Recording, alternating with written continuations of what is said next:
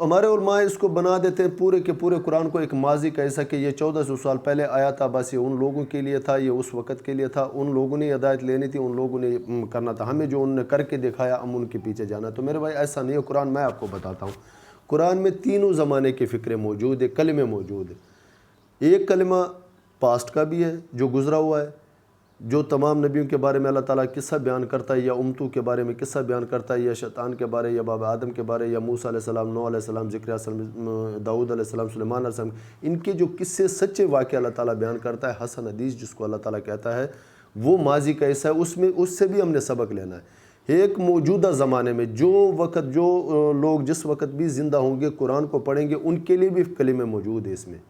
یعنی کہ کلمات ان لوگوں کے لیے بھی موجود ہے، اور مستقبل کے لیے بھی کلمے موجود ہے۔ قرآن تینوں حصوں میں کلمے موجود ہے قرآن میں،